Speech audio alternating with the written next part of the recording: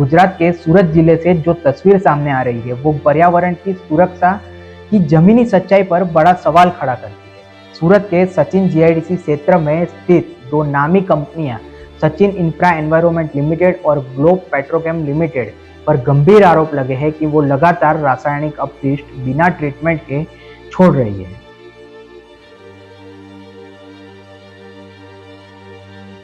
सूरत के सचिन जीआईडीसी क्षेत्र में स्थित दो कंपनियों के खिलाफ ये गंभीर आरोप लगे हैं कि वो लगातार बिना ट्रीटमेंट का रासायनिक पानी फैक्ट्रियों से छोड़ रही हैं। जीपीसीबी को दी गई शिकायत के मुताबिक ये जहरीले रसायन आसपास के खेतों, पानी के स्रोतों और यहाँ तक कि पेड़ पौधों को भी नुकसान पहुँचा रहे हैं।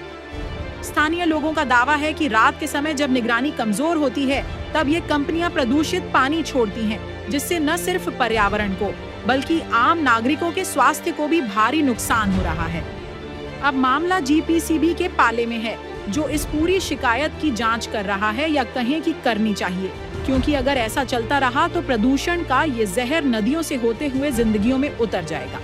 आयुष भारद्वाज, हम इस वक्त मौजूद है सूरत के सचिन जीआईडीसी इलाके में, जहां के दो उद्योगों पर गंभीर आरोप लगाए गए हैं कि लगातार रासायनिक प्रदूषण जल रात्रि के समय में बिना ट्रीट किए हुए छोड़ रही है। हमारे हाथ एक आधिकारिक शिकायत पत्र लगा है जिसमें सचिन इंफ्रा और ग्लोब एनवायरो नाम की कंपनियों का स्पष्ट शब्दों में उल्लेख किया गया और इन कंपनियों पर आसपास की नदियां, जमीन और वातावरण को जहरीला बनाने का आरोप लगाए गए।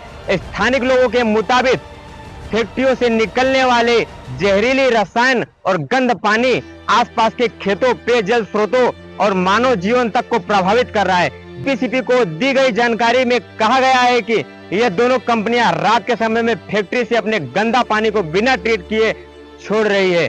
जीवनदायिनी जमीन भी अब खतरे में पड़ गई है। आप यहाँ का दृश्य देख सकते हैं। मैं आपको दिखाने का प्रयत्न करूंगा कि यहाँ की स्थिति क्या हो चुकी है। यहाँ की स्थिति बहुत ही ज्यादा खराब हो चुकी है। जब जीपीसीबी को दी गई शिकायत में कहा गया कि यह दोनों कंपनियां रात के समय में फैक्ट्रियों का गंदा पानी बिना ट्रीट किए हुए लगातार छोड़ रही है, जिससे जीवनदायिनी जमीनें भी अब खतरे में है। अब सवाल उठता है कि पर्यावरण नियंत्रण बोर्ड के लिए जिम्मेदार एजेंसी कौन है? गुजरात पोल्यूशन नियंत्रण बोर्ड आखिर क्या कर रही है? क्या यह लापरवाही किसी बड़े हादसे का इंतजार कर रही है?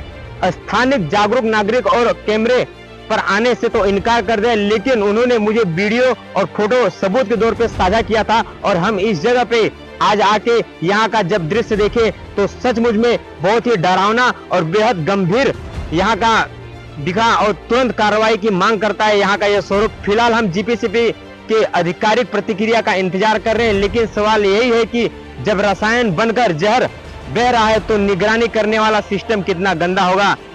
ये खुलासा एक लिखित शिकायत के जरिए हुआ है जो सीधे जीपीसीबी यानी गुजरात प्रदूषण नियंत्रण बोर्ड को दी गई है, जिसमें कहा गया है कि रात के अंधेरे में फैक्ट्री से जहरीले रसायन बहाए जा रहे हैं। अब सवाल ये है कि जब नियमों की ऐसी खुलेआम अनदेखी हो रही है तो क्या जीपीसीबी सिर्फ फॉर्मेलिटी निभा रहा है या वास्तव में जमीन पर उतरकर कार्यवाही भी कर रहा है?